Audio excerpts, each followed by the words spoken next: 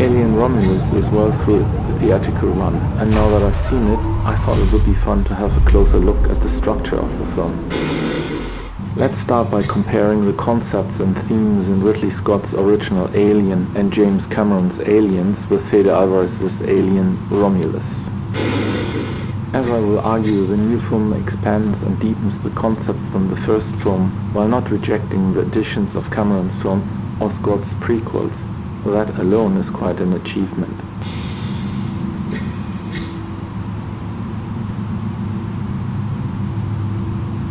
I would like to point out that this video is not exclusively about the Romulus synthetic Andy. In my first video, posted before the release of the film, I said that I am mainly excited for the film because of the potential of the character Andy, and I don't think the film has disappointed in this regard. This is certainly a subject for further scrutiny.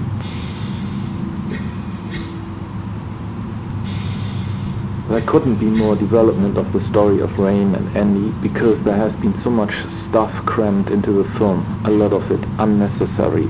But that is because the finished product has to satisfy so many incompatible expectations.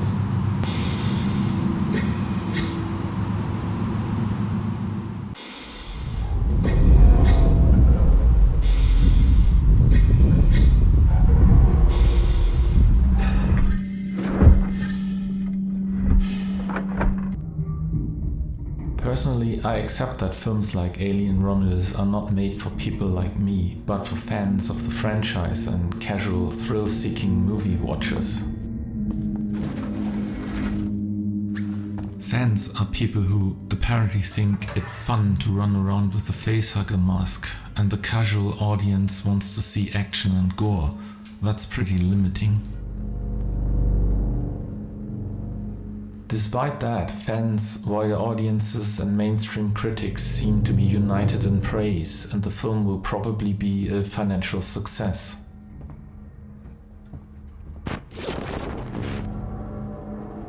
There is one notable exception in what I'd like to call the metacritics, the YouTubers I appreciate and follow. Those are the creators who resist the dissemination of the message.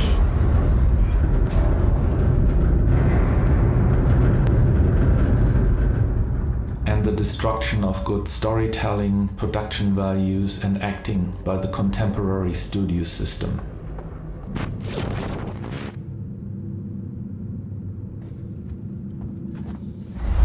Welcome to the Romulus space station. I call them metacritics because their displeasure is not just directed at the studios, especially Disney, that undermine popular culture with their pandering, but also the mainstream critics who cheer the studios on.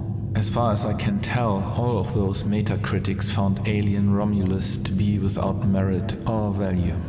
I would like to politely disagree. I do agree with a lot of the critique of questionable filmmaking choices, but I find the constraints of a commercial product to be an excuse for many of the flaws. I plan to cover this in a follow-up video about the corrosive effect of cultural cynicism.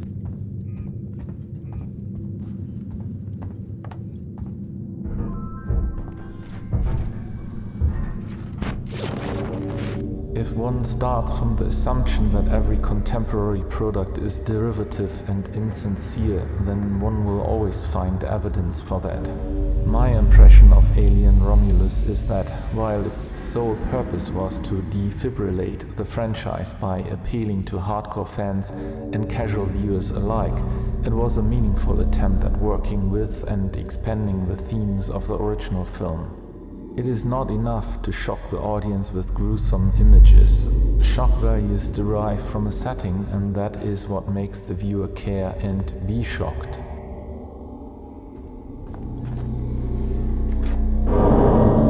The theme of Alien is cosmic horror and late-stage capitalism's inhumanity, both reducing the significance and value of an individual to zero. Cameron's Aliens doesn't deal with cosmic horror, but war against a tangible foe, and the systemic enemy are just corruption and incompetence. The bugs can be vanquished with superior firepower, and the system can be rid of bad apples. Alien Romulus contains elements of both predecessors and transforms them into something new. The aliens are still insect warriors, but the cosmic dread arises from their essence, the compound Z, the black goo, and what it is supposed to cure. Human frailty, humanity's essential inability to face the universe away from its home planet.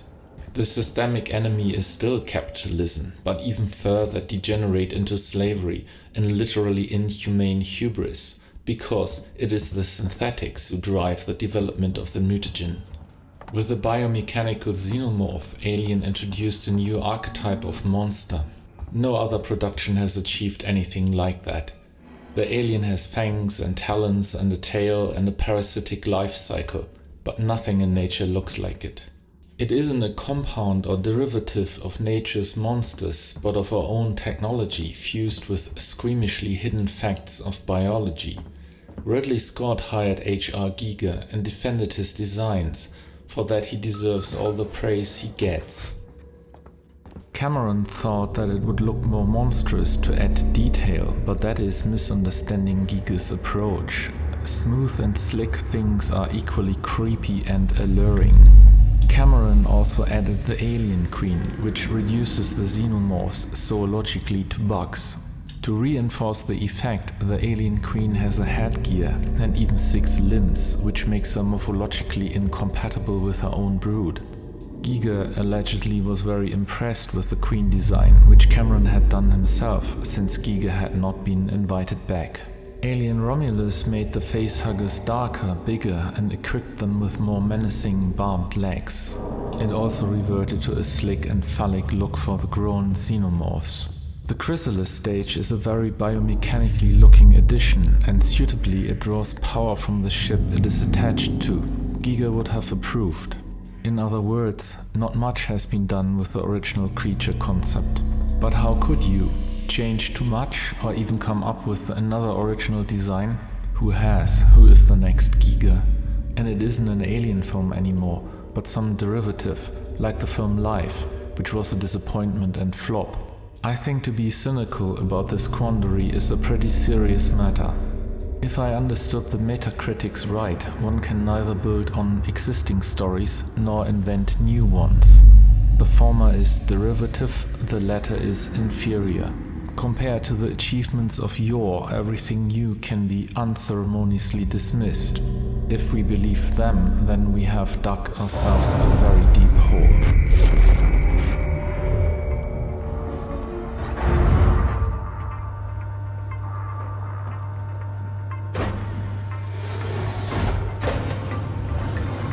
Conceptually, Alien's derelict spacecraft, deadly cargo, rampant stowaway, and parasitic life cycle all have predecessors.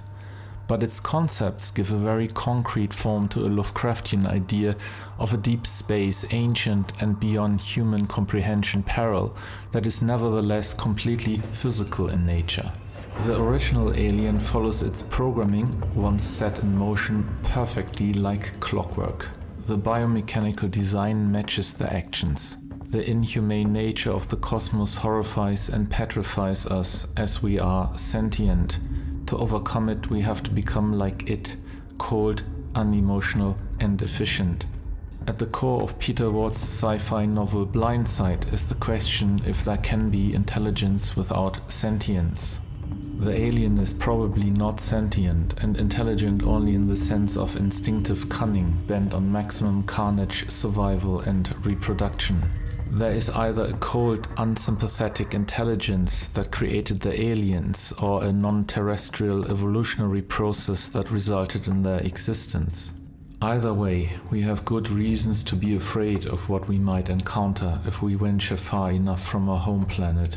Cameron's Aliens reduced the xenomorphs to a bug infestation behind the boiler in the basement. Certainly very nasty bugs, but had the Marines not been set up and shown up prepared, they wouldn't have even needed nukes. Aliens' xenomorphs are conceptually similar to the bugs from Starship Troopers, minus the parapsychic effects. But the kiting wave tactics of the aliens wouldn't actually work because their number is strictly limited to one settler, one alien. That doesn't appear to be a perfect reproductive strategy. So how can they self-sacrifice with such abandon? Cameron's aliens are manifestly dumb. This is a different kind of pulp fiction compared to the original Alien concept, and it is a matter of taste what you prefer. But it is undoubtedly conceptually much simpler than cosmic horror, because it just translates terrestrial war into space. Alien Romulus takes no sides, but incorporates elements from both cosmic horror and space bug warfare. The aliens still build their hive, but also yield the mutagen, probably engineered by ancient higher beings and further developed by our own synthetic creations. The only spacefaring theme addressed in Alien Romulus is that being a multiplanetary species is far beyond the biology of humans, even with ultra-technology like FTL travel and artificial gravity. I think that admission, whether intentional or incidental, is a novelty or rarity in mainstream sci-fi. It also happens to be true. A colony on Mars, or even the Moon, untethered from Earth, is flat out impossible. So, for humanity to consider desperate and extremely dangerous measures to become multiplanetary is a credible idea. I am pretty positive that Elon Musk would seriously consider injecting the mutagen. The mutagen has of course been extracted from Scott's prequels. There it springs from the god complex of first the engineers and then the synthetics. In effect, a doubled up and then recursive sorcerer's apprentice plot. As an origin story for the aliens, it is unnecessary. But I think the mutagen is a powerful concept to expand the alien story universe, though not in the way Alvarez tried. Both a monstrous hybrid as well as a successful X-Men-like mutant are trivial and done to death. In my opinion, the right approach would be a subtle shift in capabilities and perception of humans becoming more like synthetics, gaining capabilities by losing part of their humanity. In other words, like the mental violations Andy endures, but more insidious. Every story needs more than one strong idea so that they can react with each other and spark off a plot. That's why 2001: A Space Odyssey doesn't just contain the Black Monolith, but also HAL 9000. Next to the creatures and the synthetics, the mutagen is the third element in Alien Romulus, and that could have made for an explosive mixture. Nothing in Alien makes any sense from a real physics, technology, economics or sociology point of view. But rarely does anything in sci-fi.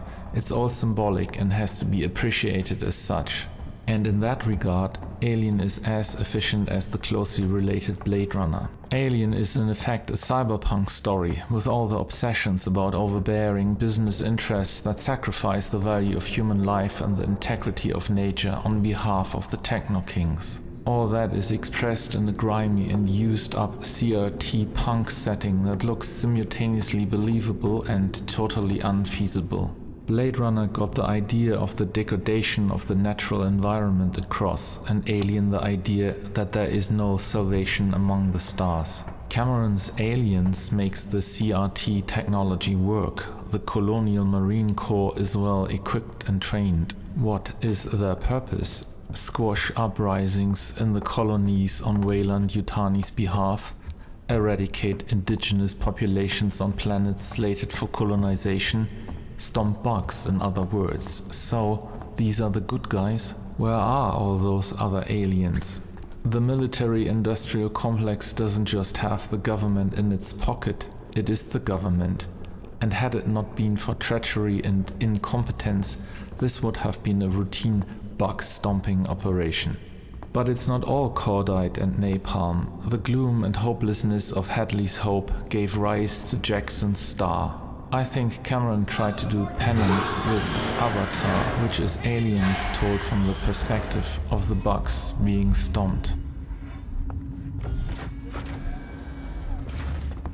Alien Romulus builds on all that is grimy and dysfunctional in Alien and infects it with pulmonary disease. It's almost too much. Who is policing these indentured workers? She isn't a soldier, so why is there a catch-22 clause for Rain? What about enforceable contracts? If Rain lives in a dorm, where did she experience family life with her deceased father? Where does Andy live if all Rain owns is a bunk? Why would the company junk a functioning, valuable synthetic if all it takes to repair him is an upgrade chip? Why do her friends think they can get away with stealing a spaceship? How close are they actually? If they wouldn't have invited Rain, had it not been for Andy. Why is the Renaissance station abandoned since it was knocked out of its Lagrange point into a decaying orbit? Why is the station not swarming with contingency response teams with the bug stompers en route? It doesn't matter.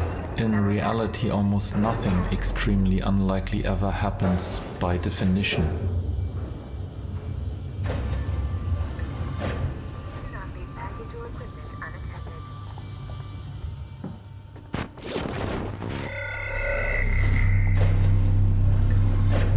Safety is important to us. Please report all transit malfunctions immediately. And if it does, many books are filled with explanations why it did anyway, which people don't believe, and a new conspiracy theory is born. If you are not ready to accept that an unlikely premise could set a story with many moving parts in motion, then you will never make the first mark on a canvas. If you try to address all concerns, you will waste your time and not tell a story. The world building of Alien Romulus reinforces the point about the hostility of space. Nothing works in your favor, even if it functions as intended, because it is still apt to kill you. That is the reality of living in space, and that point has not been made as efficiently in 2001, Alien, or even The Expanse. The Renaissance space station is not just dead and dark, but also very cold. There are no flamethrowers, but tanks with cryogen, which will etch your limbs away as readily as acid. Alien isn't populated by truckers in space. Truckers have political views, a culture, a life, and they wouldn't take this. The crew of the Nostromo appears to have been press-ganged, and the officers seem indentured. We don't learn anything about their motives and personalities, because there is not much to learn. They are too dumb to follow procedures or common sense, so they end up dead, like in real life. None of them deserve to survive, not even Ripley. In Aliens, they have hospitals on orbital space stations and apartments and jobs. They also offer a career in the colonial marines. Do you want to know more? They also have incompetent officers, corrupt officials, and dumb grunts. Gung-ho, hysterical, or detached from the situation. They also have extremely stupid procedures. None of them deserve to survive except Newt and Ripley, because they are smart and know you can't win. You can just run and hide. Okay, in the end Ripley fights, but I don't quite know how she wins. At least she has a license for a power loader, so that makes it more realistic, I guess. But wouldn't it be nice to have characters like in Carpenter's The Thing who react to the situation like normal, sane people who don't actively want to die? In Alien Romulus, we have mostly competent characters.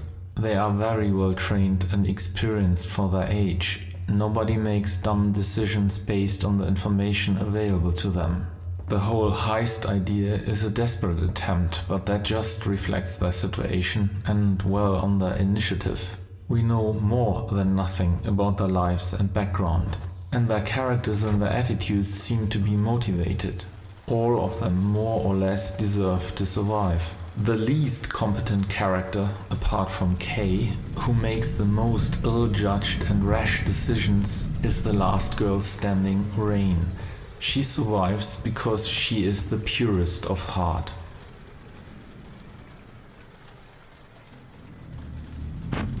Who in reality is willing to sacrifice herself for a machine? This is actually the whole point of the story, that this machine is as valuable as a human. Of course, the motivation is to repeat the last act of Aliens, but the whole movie builds towards this moment. In a world without hope, love, or sunshine, Rain makes a decision in spite of her minimal chances. But maybe only cats and children should be saved. We should also consider what Rook said, that Andy's model used to be the backbone of the company's mining activities. Since, for some reason, the company creates all synthetics of a certain type looking identical, we must assume that all mining synthetics were initially and intentionally modeled as young black men for no practical reason. It's hard to think of something more deliberately evil, and this is organic to the story and not some tacked-on messaging. Alien Romulus is extremely flawed, either through studio meddling or by an author and director eager to please and succeed. There is only one Stanley Kubrick who managed to deceive and arm wrestle the studios and industry into financing exactly what he had intended. The original Alien has a concept of admirable purity. All that followed was more or less directionless, simplified, or ill-conceived. Alien Romulus is overgrown with all sorts of fungi, but if we strip them away, at its core, the clear, stark, bleak message of the unsustainability of life in space and the corresponding debasement of life, artificial or otherwise, goes far beyond what was present in the original. Alien Romulus leaves the cosmic horror present but untouched and bends it into a genetic biosynthetic direction.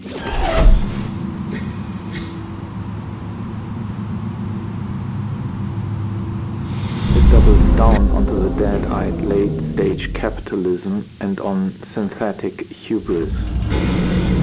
Most of all, I find it recreates the cold, creepy, inhospitable, desperate vibe of the original.